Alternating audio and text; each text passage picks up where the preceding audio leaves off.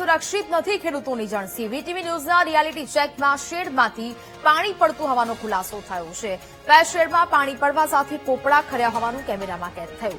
શેડના slab અને પિલરોમાં સળિયા દેખાયા। જર્જરી શેડમાં મૂકવામાં આવી છે ખેડૂતોની જણસી। એપીએમસી ચેરમેનને જર્જરી શેડ કેમ નથી દેખાતો તે મોટો સવાલ ઉઠાવ્યો છે। સમગ્ર ભાવનગર જિલ્લાની અંદર હાલ વરસાદી માહોલ જોવા મળી રહ્યો છે।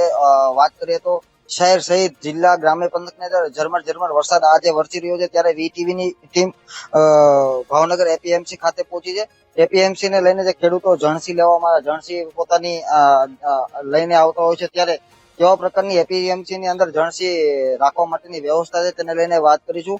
આ દ્રશ્યોમાં જોઈ શકો તે પ્રમાણે 4 જેટલા જે શેડ આવેલા છે, તેની અંદર અલગ અલગ જે ખેડૂતો જણસી લાવતા હોય તે એમાં રાખવામાં આવતી હોય છે।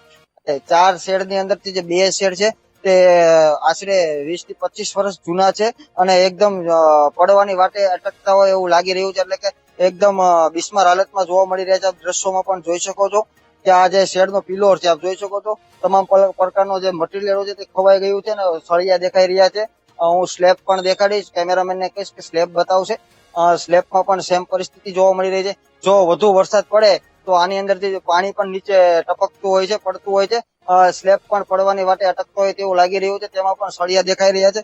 વાત કરીએ તો ખેડૂતો આ જે એપીએમસી છે ત્યાં આજુબાજુના વિસ્તારની અંદરથી પોતાની જણસી વેચાણ માટે લાવતા હોય છે અને મૂકવાની વ્યવસ્થા એપીએમસી દ્વારા કરવામાં આવતી હોય છે।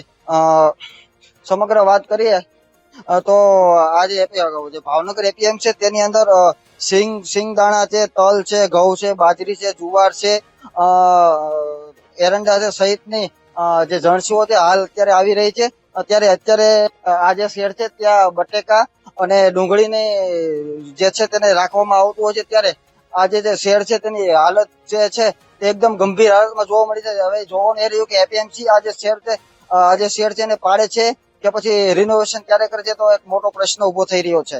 Kishan Baraiya, VTV news.